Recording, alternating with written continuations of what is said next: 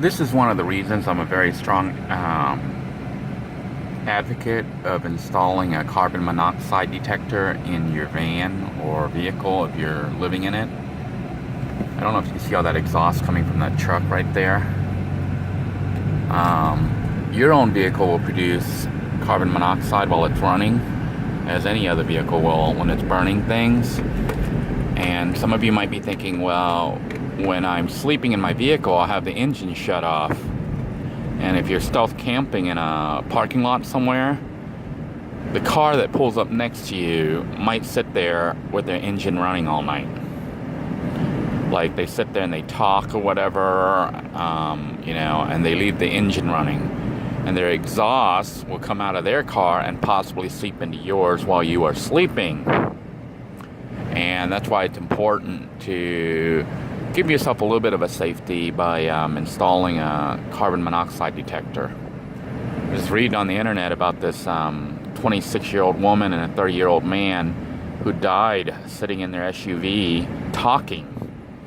They were in a parking lot, and apparently, it was cold or whatever, so they left the car engine running to keep the vehicle warm.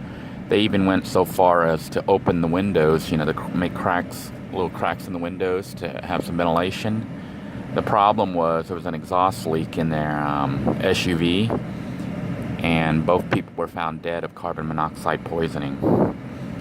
So it is something to take seriously if you are a van dweller, or even if you're not a van dweller and just sitting in your car. If you have an exhaust system leak, that means that instead of the exhaust being directed towards the back, it may actually be coming up through the body of the car while you're sitting in it. So having a carbon monoxide detector and making sure that the battery is good, it's just a little safety net.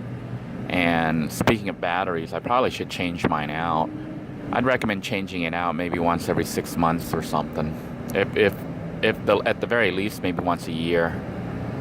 You're talking a couple bucks for security and peace of mind to know that your carbon monoxide detector is running in the event that carbon monoxide should leak into your vehicle. It is starting to get cold.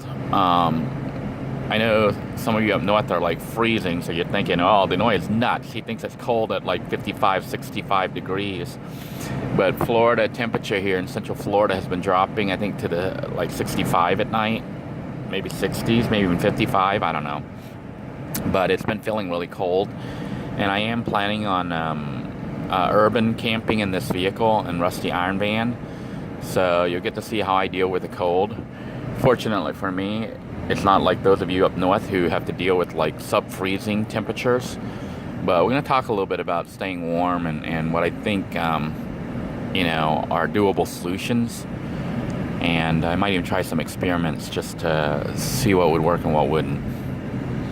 Meanwhile, I hope your day is going well, and I want to thank you all for tuning in. Until next time, everybody, have a great day.